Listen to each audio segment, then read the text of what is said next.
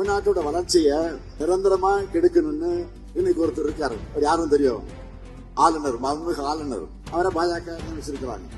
சமீபத்துல பேட்டி அளிச்சிருக்கிறாரு. 2 நாளைக்கு முன்னாடி பேட்டி கொடுத்திருக்கிறாரு. என்ன, தமிழ்நாட்டுக்கு சேவையாற்ற அவர் வந்திருக்கிறதா? இதை சொன்னதை கேட்ட நமக்கு எல்லாம் சிரிப்பு தான் வந்துச்சு. தமிழ்நாட்டுல பாதுகாப்பு பிரச்சனைகள் இருக்கான், தீவிரவாத போக்கு நிலவும் கூடிய மாநிலமாக தமிழ்நாடு இருக்கான். தமிழ் மொழி வளர்ச்சிக்காக இங்க எதுவும் நடக்கலையா? எல்லாரும் ஆங்கிலம் படிக்கிறாங்களா? இப்படி எல்லாம் அவதூறு ஆற்றாம கலந்து புலம்பி இருக்கிறார் ஆளுநர். ஒன்றிய காட்சியில தான் பகல்காம் தீவிரவாத தாக்குதல் நடந்து சுற்றுலா போன அப்பாவி மக்கள் பலியானாங்க.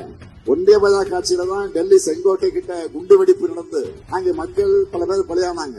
காட்சியில தான் மணிப்பூர் பத்தி இன்னைக்கு எரிஞ்சுக்கிட்டு இருக்கு. தீவிரவாத தாக்குதல்ல மக்கள் பலியாகிறத தடுக்க முடியாத பாஜக ஆட்சியை புகழ்ந்து பேசி இருக்கக்கூடிய ஆளுநர் அவர்கள் அமைதி பூங்காவாக இருக்கக்கூடிய தமிழ்நாட்டை தீவிரவாத மாநிலம் திமிரெடுத்து பேசி இருக்கிறார்.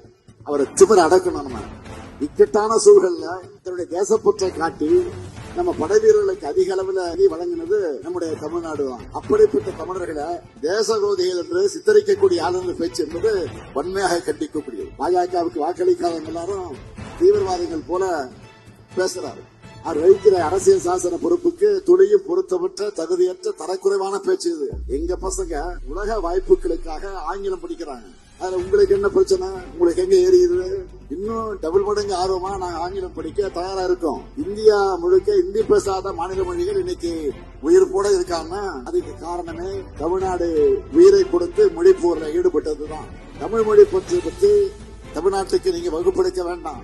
அந்த பாடத்துல PhD வாங்கினவங்க நாங்க. ஆனா ஒண்ணு, ஆளுநர் ரவி அவர்களை நீங்க இப்படித்தான் தொடர்ந்து பேசணும். உங்களுடைய தமிழ் வெறுப்பை தொடர்ந்து வெளிப்படுத்தணும்.